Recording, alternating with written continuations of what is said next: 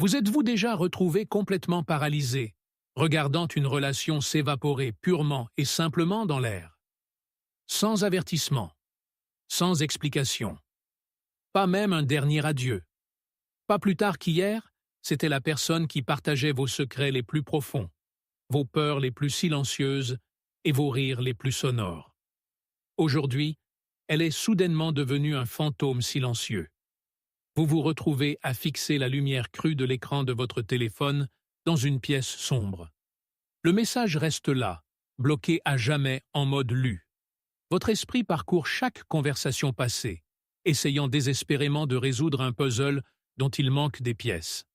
Vous rejouez chaque mot, cherchant le moment exact où vous avez commis une erreur, pataugeant dans un océan de questions sans réponse.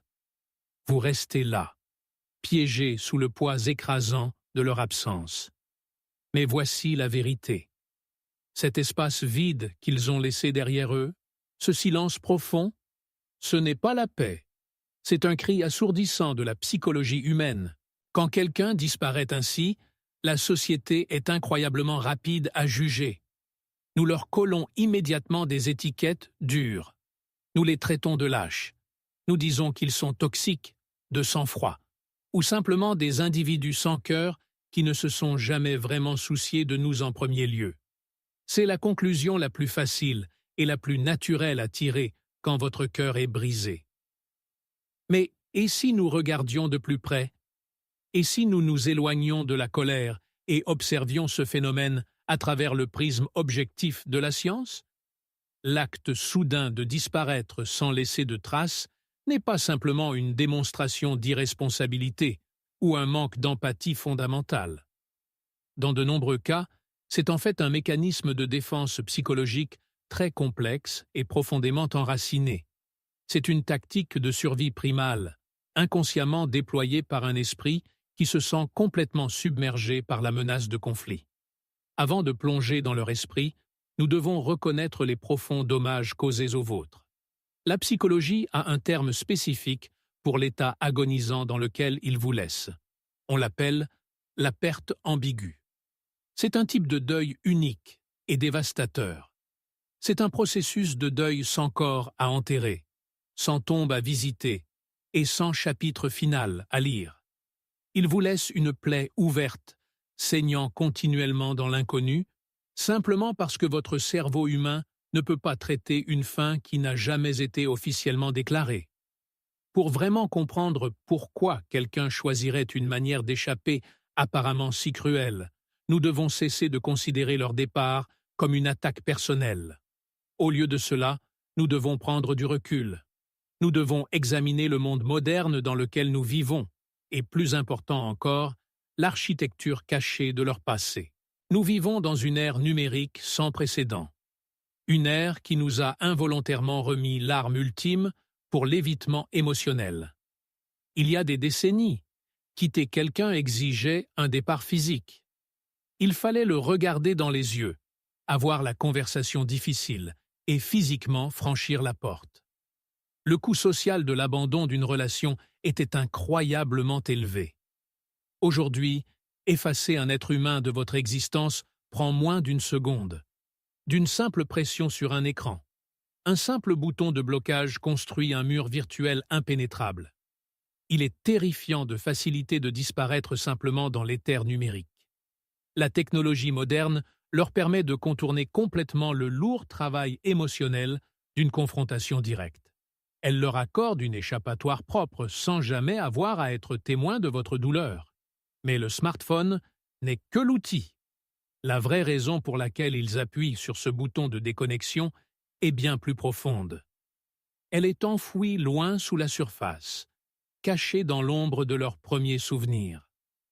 Imaginez, un instant, la maison d'enfance de la personne qui vient de disparaître de votre vie. Imaginez un jeune enfant vulnérable grandissant dans un environnement où l'expression des émotions négatives était strictement interdite. Dans leur maison, un simple désaccord ne menait pas à un compromis sain ou à un câlin réconfortant. Cela menait à une colère explosive, au traitement silencieux agonisant ou à une punition émotionnelle sévère. Pour eux, Le conflit n'était pas une partie normale et gérable de la connexion humaine. C'était un désastre terrifiant. Cet enfant a rapidement intériorisé une leçon dévastatrice. Il a appris que parler, montrer de la déception ou simplement dire non n'entraînerait que la perte de l'amour et de la sécurité dont il avait désespérément besoin. Il a été conditionné à croire que la seule façon de survivre à une tempête émotionnelle était de se cacher, de devenir entièrement invisible et de se refermer. La profonde tragédie est que nous ne nous remettons pas simplement de notre enfance. Ces premières blessures ne disparaissent pas simplement avec le temps. Au lieu de cela, elles s'incrustent profondément dans le système nerveux humain.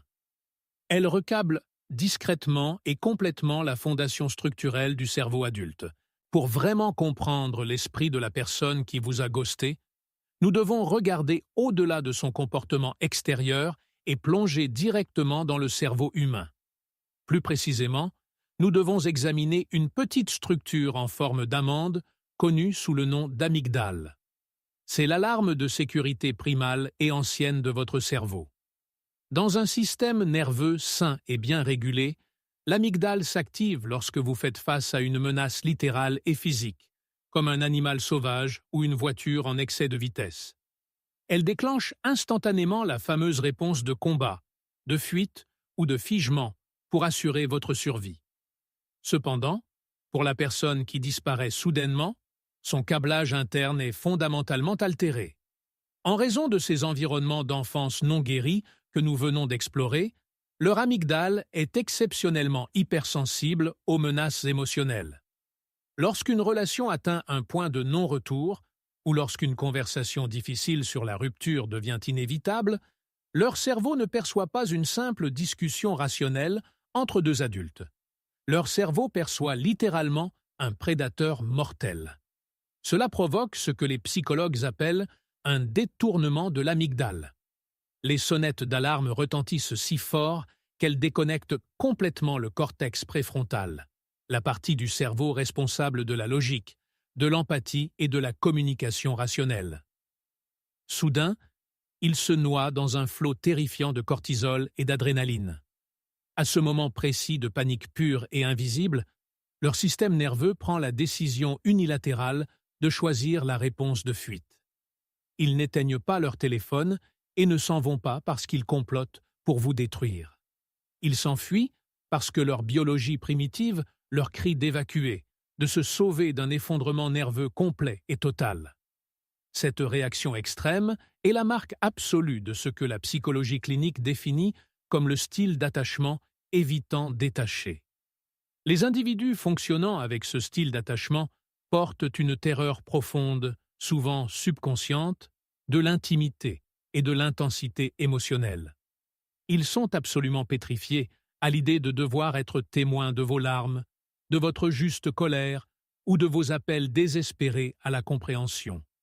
Ils ont passé leur vie entière à construire soigneusement une forteresse impénétrable autour de leur être intérieur, comptant sur un niveau toxique d'hyper-indépendance pour se sentir en sécurité dans le monde. Quand une situation exige finalement une vulnérabilité et une responsabilité émotionnelle, ils regardent en eux-mêmes et réalisent qu'ils sont complètement démunis. Ils manquent cruellement de la boîte à outils émotionnels internes nécessaires pour gérer les conflits, pour apaiser un partenaire ou pour exécuter une séparation respectueuse et compatissante.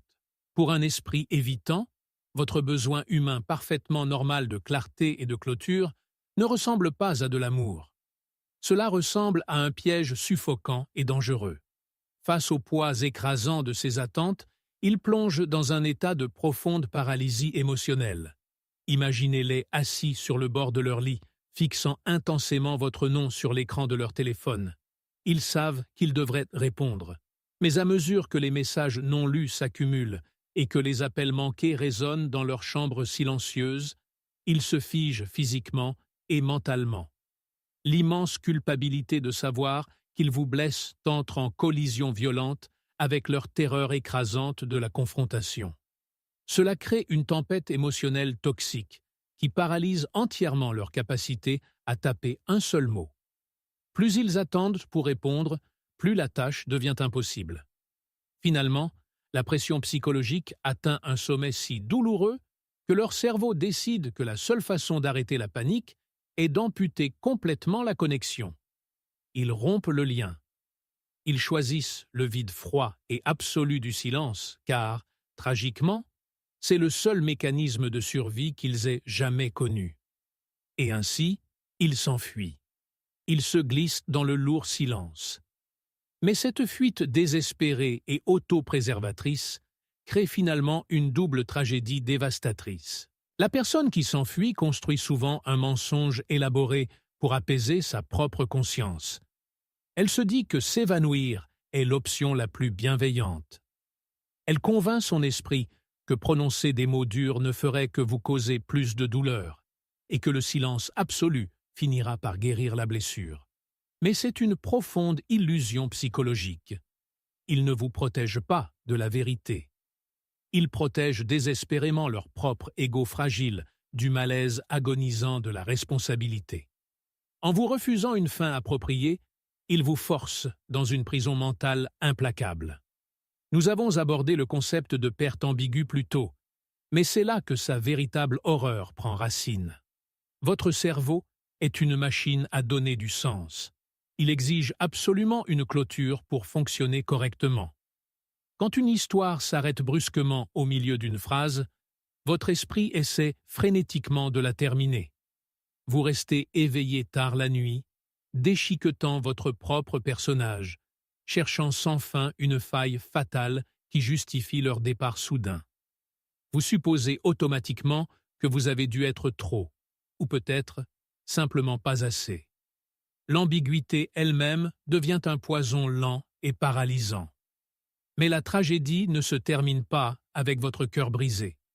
Celui qui est parti n'est pas vraiment libre.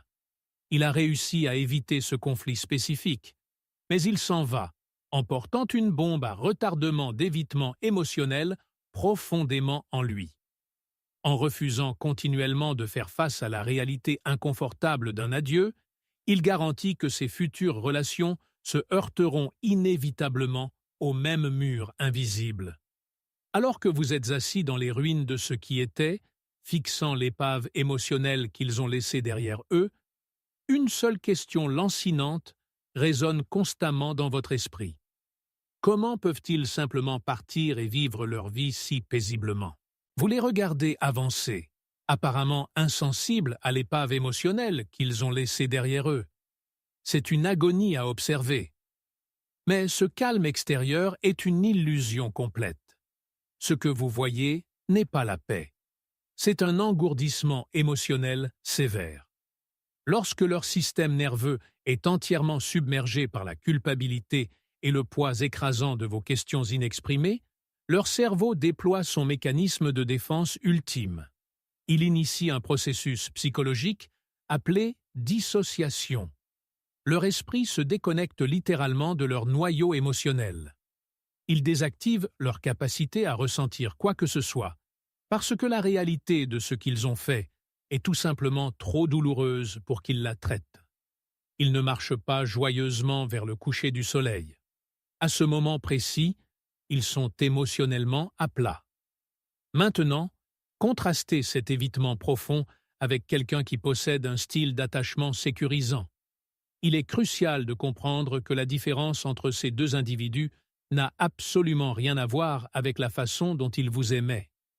La vraie différence réside entièrement dans un concept clinique appelé tolérance à l'inconfort. Une personne avec un attachement sécurisant a l'endurance émotionnelle de rester dans le feu intensément inconfortable d'une conversation difficile. Elle peut être témoin de vos larmes, absorber votre déception et faire de la place pour votre colère sans avoir l'impression que sa propre survie est menacée. Elle est assez courageuse pour offrir une vérité douloureuse au lieu de se cacher derrière un silence confortable. La personne qui vous a ghosté n'a tout simplement pas pu survivre à ce feu. Elle a choisi sa seule méthode de survie. Et maintenant, vous devez trouver d'urgence votre propre chemin vers la libération. S'il vous plaît, arrêtez d'attendre une clôture qu'il ne possède tout simplement pas la capacité émotionnelle de vous donner. Vous avez cherché dans l'obscurité une explication logique, mais vous devez réaliser que leur silence profond et assourdissant est déjà la réponse la plus claire que vous recevrez jamais. C'est incroyablement douloureux, mais vous devez les laisser partir. Leur pardonner ne signifie pas que vous êtes d'accord avec la façon dont ils sont partis. Cela n'excuse absolument pas la profonde blessure psychologique qu'ils ont causée.